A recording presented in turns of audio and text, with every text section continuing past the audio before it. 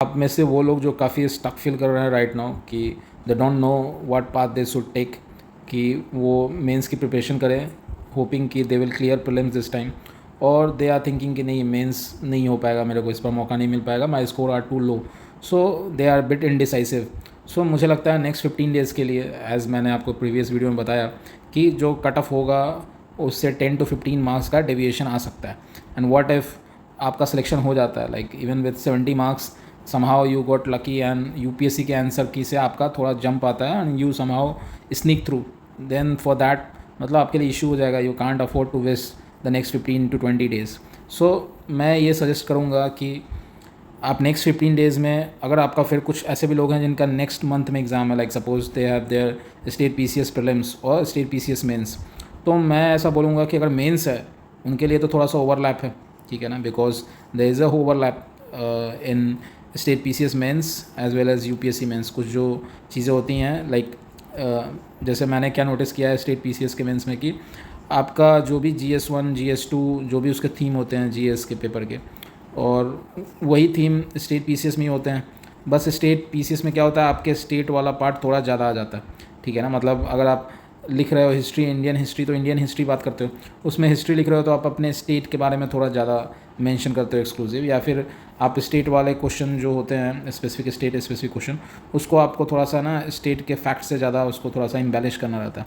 सो ये डिफरेंस रहता है। सो अगर आपका कोर इंडिया का एंगल पता होगा, ठीक है ना, तो आप वो टेम्पलेट बना करके है ना आप स्टेट में भी फिट कर सकते हो और स्टेट के जो फैक्ट्स है उससे इम्बेलिश कर सकते हो, ठीक है ना, थोड़ा सा ज़्यादा दिखेगा कि अच्छा आंसर में थोड़ा स्टेट वाली चीज़ें ज़्यादा दी हुई हैं। तो स्केलेटन सेम रहता है यूपीएससी का, अगर किसी का जीएस के 1 से लेके 4 तक का उसके बेस कवर्ड है तो उस स्केलेटन में बहुत ईजिली स्टेट को फिट कर सकता है, ठीक है।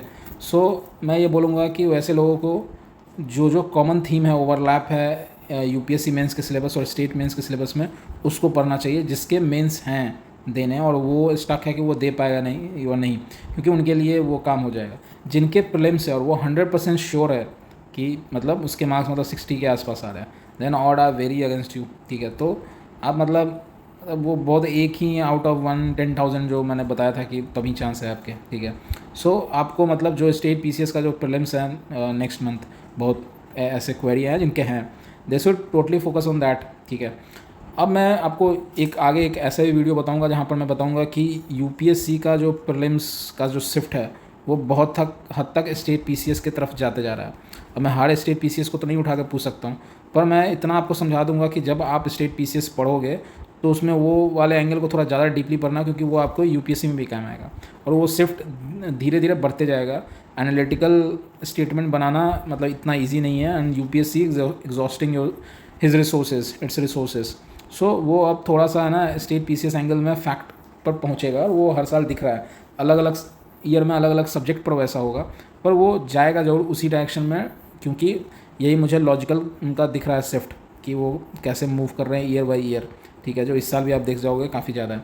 तो फिर मैं आपको एक कॉमन टेम्पलेट दे दूंगा जिससे आपको पता चल जाएगा कि स्टेट पीसीएस जब आप प्रीलिम्स का तैयारी कर रहे होगे तो कौन सी चीज़ों को आपको ज़्यादा फोकस करना है जिसका ओवरलैप है यूपीएससी से, ठीक है ना, मोस्टली हिस्ट्री, ऐसे करके मैं आपको एक वीडियो में क्लियर कर दूंगा कि देखो ऐसे ऐसे क्वेश्चन जो हैं वो आपके स्टेट पीसीएस के जिस तरह से स्टडी मेथडोलॉजी है उससे भी हो जाता है, ठीक है। दूसरा चीज़ कि आई विल स्ट्रांगली सजेस्ट कि अब आप है ना फुल टाइम यूपीएससी मत करो। अगर आप 1 बार 2 बार 3 बार कर चुके हो, ठीक है ना, अटैम्प्ट दे चुके हो, आप स्टेट पीसीएस कहीं भी करते हुए साथ दे सकते हो, ठीक है ना। तो जितना ओवरलैप है वो ओवरलैप प्रीलिम्स के जो फैक्चुअल नॉलेज है वो आपको हेल्प ही करेगा, ठीक है ना, यूपीएससी के प्रीलिम्स में भी जो आप देख रहे हो, ठीक है। और मेंस का भी है, आई थिंक बहुत सारे स्टेट पीसीएस भी जो है मेंस का सिलेबस अपना यूपीएससी की तरह करते जा रहा है, तो उसके भी आपको हेल्प होंगे, ठीक है ना, उसमें खाली स्टेट वाला पार्ट ज़्यादा पढ़ना रहता है, तो कहीं से नुकसान नहीं है। And if there is any time, वो अभी ही है वो टाइम, ठीक है ना, करने का, तो उसको आप देख सकते हो, जिसके भी हैं अराउंड द कॉर्नर, बहुतों के बहुत ही इरेगुलर है। Again I am not telling कि आप पूरा फुल फ्लेज्ड वहाँ घुस जाओ, क्योंकि वहाँ के भी इशू होते हैं, टाइम लाइन फॉलो नहीं होता है, ये सब चीज़ें, ठीक है। सो ये है। फिर जिनका मेंस का क्लियर होने का चांस बहुत ज़्यादा है उनके लिए मैं एक ग्रुप बना रहा हूँ टेलीग्राम में, ठीक है ना, यूपीएससी मेंस का, ठीक है ना, स्पेसिफिक डेडिकेटेड। प्लीज़ इनको एकदम मतलब श्योर है पूरा, वही अभी इनरोल करें, बिकॉज थोड़ा सा वो मैं पर्सनलाइज करूँगा, बिकॉज मुझे लगता है कि चीज़ें जैसे मैंने वीडियो में बताई थी कि प्रीलिम्स भी कुछ हद तक पर्सनलाइज आएगा, मिस्टेक्स बहुत यूनिक होते हैं, डिफ़िकल्ट है पर्सनलाइज करना अगर क्वालिटी आप रखना चाहते हो तो। पर समहाउ आई फील कि उसके 1 घंटा टाइम देना ज़्यादा इंपॉर्टेंट है as compare to every day आप बहुत सारा चीज़ वो कर रहे हो। सो उसको भी मैं करूँगा, तो आई वॉन्ट डेडिकेटेड पीपल, ठीक है। अब कुछ लोग ऐसे भी मैसेज आए जिनका इस बार प्रीलिम्स क्लियर नहीं हो रहा है, but prelims again I feel कि वो 12 महीने का प्रिपरेशन डिमांड नहीं करता है, ठीक है ना, कि आप 12 महीने तक प्रीलिम्स का करो। तो मैं ये बोलूँगा, जो कि हर साल आपको रिजल्ट में दिखता होगा, कि कोई भी टॉपर है, ठीक है, जैसे इस साल की टॉपर, वो नेक्स्ट ईयर टॉप करती हैं, उनका पिछले ईयर प्रीलिम्स नहीं हुआ रहता है, तो वो क्या करती हैं, वो ऐसा नहीं है कि अगर उनका मई में नहीं हुआ, जून में नहीं हुआ, वो थोरो एंड थोरो मेंस से रहते हैं। इसलिए the day you get the ticket to write mains, आप 100% उसको कन्वर्ट करो। इनफैक्ट मैं ये बता सकता हूँ कि मेंस जो है सबसे ज़्यादा फेयर है stage out of all 3 stage. उसमें आपका हार्डवर्क 100% रिवार्ड होता है। इनफैक्ट मैं यहाँ तक जाऊँगा, I will go on a लिम, मैं बोलूँगा कि प्रीलिम्स क्लियर ना हो, ठीक है ना, ये एक बात है, समझ भी जा सकता हूँ, on a very bad day, पर मेंस आपका हमेशा क्लियर होगा अगर आपने अच्छे से कर रखा है मेहनत। और वो भी वो मेहनत ऐसा नहीं हुआ कि आखिरी 15 दिन में आप कुछ कर लोगे, आप कुछ नहीं कर सकते हो। मैं एक बंदे का 1 महीना पहले का, 1 महीना 20 दिन पहले का अगर आंसर राइटिंग देख लूँ तो मैं बता सकता हूँ उसका मेंस निकलेगा कि नहीं निकलेगा, क्योंकि 20 दिन में आप पूरा टर्न अराउंड नहीं कर सकते। प्रीलिम्स में ऐसा नहीं है, just 1 day you can create magic, another day मतलब आपका हो सकता है। Similarly it goes with the interview. So mains ही हैं सबसे ज़्यादा बैंकेबल। मेंस ही ऐसी चीज़ है जो कि आपको मतलब आपका हार्डवर्क डायरेक्ट रिफ्लेक्ट होगा अगर आप सही डायरेक्शन से किए हो तो, सही तरीके से किए हो तो, क्योंकि उसमें भी काफ़ी मतलब एक प्रॉपर डायरेक्शन की ज़रूरत है, ठीक है, क्या पढ़ना है क्या नहीं, तो उसमें भी बहुत मिसगाइडेंस है, बहुत ज़्यादा। पर जिसने इसको क्रैक करके रखा हुआ है उसके मेंस क्लियर होते हैं। फाइनल में फिर वही मेंस प्लस इंटरव्यू मिला करके फाइनल लिस्ट का क्या होगा, मतलब वो थोड़ा सा डाइसी हो जाता है, थोड़ा सा फैक्टर आउटसाइड बढ़ जाते हैं, पर मेंस का कट ऑफ तो जरूर क्लियर होगा। मतलब you will get an opportunity to write interview, ठीक है ना, इंटरव्यू अपीयर होने का वो तो डेफिनेट होगा, ठीक है ना, अगर आपने सही तरीके से मेंस किया तो। और उसके लिए ना थोड़ा पीछे का थोड़ा वर्क चाहिए। So without wasting any time आप पूरा घुस जाओ, ठीक है ना। मैं आपको एक जो ग्रुप बनाऊंगा टेलीग्राम पर मेंस का, उसमें बहुत ही डेडिकेटेड तरीके से मैं आपको सबसे, एक तो मैं थोड़ा 1 to 1 कुछ लोगों का सेशन लूँगा, देखूंगा कि उनका किस स्टेज पर है, ठीक है, और फिर जिनका जिस स्टेज पर होगा एक कॉमन मैं देखूंगा कि कॉमन किस चीज़ को किस चीज़ में इशू आ रही है, और कैसे कॉमन मैं अगर कुछ आउटपुट दूँ उससे मैक्सिमम लोगों को बेनिफिट हो, तो I will explore that part also. पर फिलहाल के लिए मैं ये बोलूँगा, जो भी मेंस लिखने वाले हैं, विदाउट वेस्टिंग एनी टाइम, अगर जिनका एक्सपीरियंस पहली बार होने वाला है, आप उसका सिलेबस उठाओ, ठीक है ना। This is the most important time, I am giving it here only, ठीक है ना। आप सिलेबस उठाओ, सारा सिलेबस जो है GS1, GS2, GS3, GS4, इससे का तो मैं बाद में आऊँगा, ये जो 4 पार्ट है, ठीक है ना, इसको आप पूरा सिलेबस का एक एक वर्ड जो कीवर्ड है, ठीक है ना, वो आपके एकदम मतलब आपके ब्लड में होना चाहिए, जो मैं बार बार बोलता हूँ, एक एक कीवर्ड आपका जो है वो ब्लड में होना चाहिए। फिर आप क्या करोगे, ई नोट बनाओ, ठीक है ना, आप अपना मतलब हार्ड कॉपी में भी बना सकते हो। ई नोट बनाओ, एक एक, जैसे आप A1 नोट है, जो भी नोट यूज़ कर रहे हो उसमें GS1 लिखो, और उसका है ना एक लाइन का रहता है ना, वो एक लाइन का एक पूरा आप है ना वो बना लो, एक नोट बना लो, ठीक है ना, जिसमें GS1 का आप देखते हो ना, ऐसे ऐसे सिलेबस में एक एक वर्ड रहता होगा, ऐसे यहाँ हिस्ट्री हो गया, कभी फ्रीडम स्ट्रगल, फिर कम्युनलिज्म, ये सब सोशलिज्म, वो एक एक बनाओ, और फिर एक एक टॉपिक लिखो, और उस पर है ना नोट्स आप बनाना स्टार्ट करो। फिर मैं वही जो बताया था प्रीलिम्स का स्ट्रैटेजी, कि वो कोई बुक हो सकता है, ठीक है ना, वो कोई इंस्टीट्यूट का मटेरियल हो सकता है, अगर होगा तो मैं भी अपना शेयर करते रहूँगा, ठीक है ना। सो वो हो सकता है कुछ भी हो, आपके मतलब चीज़ें जो है नोट्स के तौर पे एक एक टॉपिक होना चाहिए, वो बहुत लेंदी नहीं होना चाहिए। मैंने बोला 2 पेज बहुत हो गया, क्योंकि आप एग्ज़ाम में उससे ज़्यादा लिखने का आपको मिलेगा नहीं। तो ऐसे आप थोड़ा एंड थोड़ा करना स्टार्ट कर दो, ठीक है ना, आपने किया ही होगा, अगर किया होगा तो उसको कंसोलिडेट करना स्टार्ट कर दो। That is the only tip जो स्टार्टिंग पॉइंट होता है, और यही लोग नहीं करते, ठीक है ना। ये जो अभी मैंने आपको 2 मिनट में बता दिया, इसी को समझने में लोगों को इतना टाइम लग जाता है, ठीक है ना। सो यहाँ से आप स्टार्टिंग पॉइंट करो, फिर जैसा जैसा आपको जिसका इंडिविजुअल जो डाउट रहेगा मेरे को ईमेल करो, मैं 1-2 दिन के अंदर मैं आपको पर्सनल टेलीग्राम आईडी दूंगा, ठीक है ना। फिर वहाँ पर मैं पर्सनल इंटरेक्ट करूँगा, and then I will schedule some calls और समथिंग लाइक दैट, जैसा जैसा जो नीड रहेगा। But before that you do homework, time बहुत कम है, मेरा और भी ज़्यादा कम है, so be very precise with your needs and something, ठीक है ना, मेक इट वेरी इफेक्टिव, ठीक है। फिर कुछ लोग ऐसे हैं जो शायद इस बार मेंस ना लिख पाएँ, ठीक है ना, और उनका ही बनता है, पर उनको नेक्स्ट टाइम मतलब प्रीलिम्स तो मैं करवा ही दूंगा, ठीक है ना, नेक्स्ट ईयर का जो होगा, मैं अब कुछ टाइम रह नहीं जाएगा कुछ अनपैक होने के लिए। सो उनके लिए मैं मेंस वो ज्वाइन कर सकते हैं, हो सके तो मतलब they can join it and feel like कि वो दे ही रहे हैं, ठीक है ना। और मैं कुछ सैम्पल क्वेश्चन पेपर भी सेट करूँगा, ठीक है ना, कि GS1 to 4 इससे भी, और फिर मैं इवेलुएट भी करूँगा, ठीक है ना, as it is go I will see कि कैसा मतलब आ रहा है। मैं उस हिसाब से आपके फीडबैक के हिसाब से मैं फिर उसमें अमेंड भी करूँगा, 1-to-1 सेशन भी लूँगा आपके पेपर के साथ कि आपको क्या इसमें दिक्कत लग रहा है, क्या आपको कर रहे थे टाइम का दिक्कत आ रहा है आपको, या आपके नोट्स रेडी नहीं है, या फिर आपके रिवीजन कम है, क्या है एग्जाम मतलब आंसर में आप कैसे लिखोगे जिससे ज़्यादा आपको मार्क्स हो, प्रेजेंटेशन क्या होना चाहिए। सो आई विल डील एवरीथिंग। हर आदमी का कुछ ना कुछ अलग लेवल पर होगा, टेंजेंट पर होंगे, अलग इवोल्यूशनरी कर्व पर होंगे, तो वो मैं उस अकॉर्डिंग से डील करूँगा। तो इफ़ जिनको अगली बार देना है और उनको इस मेंस का पार्ट बनना है, ठीक है ना, so that next year they are मतलब पूरा कटिंग एज पर है वो, so they can also join in. And I मतलब मैं उनको बोलूँगा कि आप तभी ज्वाइन करना when you is going to maintain, जो नेक टू नेक जैसे वो कर रहे हैं आप भी वैसे ही करना। अदरवाइज़ मैं आपको एक नॉर्मल बेसिक ओवरव्यू दे सकता हूँ कि आप ऐसे प्रिपेयर करो, बट इफ़ यू वांट कि मैं भी टेस्ट को ऐसे ही लिखूँ जिस तरह से कोई लिख रहा है, then you also maintain the rigour of it, तभी मज़ा आएगा, नहीं तो फिर वो हाफ हार्टेड करके क्या मज़ा आएगा। सो उनके लिए वो रिक्वेस्ट होगा। देन दे आर पीपल जो अभी बहुत मेरे को मेल आया जिसमें वो बोल रहे हैं कि न्यू भी हैं, like they are writing 2026 for the first time. So उनके लिए मैं एक अलग ग्रुप बनाऊँगा जहाँ पर उनको कैसे प्रोसीड होना है, ठीक है ना, इसकी मैं बात करूँगा, ठीक है ना। एंड वंस इन मतलब while I can also hold a session with them, ठीक है ना, कि उनको कैसा लग रहा है। और उसको तो मैं क्लियर करूँगा ही, यूट्यूब से लेके जाऊँगा, क्योंकि वो एक लार्जर मास बेस है जिसको मुझे है ना मतलब थोड़ा डीकंस्ट्रक्ट करना है। Now I will have the luxury of time to unpack everything, और उसको करते हुए आपको थोड़ा प्रैक्टिस भी करने की ज़रूरत है, ठीक है ना, कि क्या प्रैक्टिस करना है क्या है, ठीक है। सो आपको जब तक उसको आप प्रैक्टिस नहीं करोगे, बहुत ज़्यादा इंटरनलाइज करूँगा, क्योंकि आपने नोटिस किया होगा जो प्रीलिम्स में आप एग्ज़ाम में बैठते हो तो उस समय आपका दिमाग कुछ नहीं चल पाता है नया, कुछ फ्रेश नहीं सोच पाते हो। जो ऑलरेडी बना बनाया जो चीज़ें हैं मतलब आँख से देखिए और मारे वही दिमाग उतना ही चलेगा, कुछ नया नहीं चलेगा। और वो तभी चलेगा जब बहुत ही चीज़ें अंदर चली गई। इसको बोला जाता है कि एग्ज़ाम के टाइम में ना आपकी आदतें चलती हैं, ठीक है ना, हैबिट्स टेक ओवर, दिमाग नहीं चलता है।